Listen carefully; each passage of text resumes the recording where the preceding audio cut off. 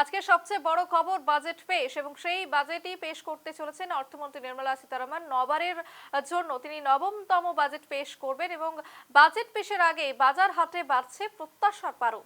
শিলিগুড়ি থেকে জনতার প্রত্যাশা। এবার একেবারে নিউজ লাইভ বাংলার ক্যামেরায় উঠে এলো কি চাইছে আম আদমি। একেবারে সরাসরি শিলিগুড়ি থেকে দেখবো। আমরা তো সবসময় চাবো যাতে ভালো হয়, ভালো সবার দেশবাসীর জন্য ভালো করে, সেটা আমরা প্রত্যাশা করবোই। যেরকম শুনছি ট্যাক্সের বেনিফিট আরো বাড়াবে, সেটা যদি বাড়ায় মধ্যবিত্তের জন্য আরো কিছু ভালো হবে।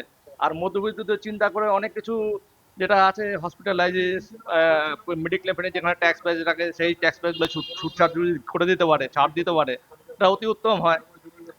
আমরা সবসময় চাবো যে সেন্ট্রাল গভর্নমেন্টে যেটা জিএসটি নিচ্ছে, জিএসটি কালেকশন খুব ভালো হচ্ছে। তো যখন কালেকশন ভালো হচ্ছে তখন মধ্যবিত্তকে দেওয়া উচিত। সেটাই আশা করব। বাজেটের জিনিসপত্র নিত্য প্রয়োজনীয় জিনিসের দাম কম হলেই তো ভালো। গাড়ি মানে তেলের দাম, মেন হচ্ছে তেলের দাম যদি কম থাকে তাহলে আমাদের বিজনেসের মানে সুবিধা হবে, কি জিনিসপত্রের দাম কম পাবো। আর ডিজেল পেট্রোলের দাম যদি বেশি হয় তাহলে আমাদের গাড়ি ভাড়াটাও বেশি পড়ে যাচ্ছে, জিনিসপত্রের দামটাও বেশি হচ্ছে, এটাই আর কি। প্রত্যাশা রয়েছে মানে সোনার দামটা অনেকটাই বাড়ছে।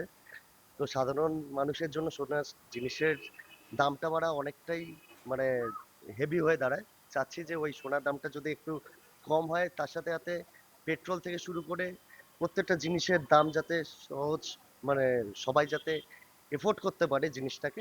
আমি চাচ্ছি যে এটা যদি মিনিমাইজ হয়ে যায় তো খুব ভালো হবে।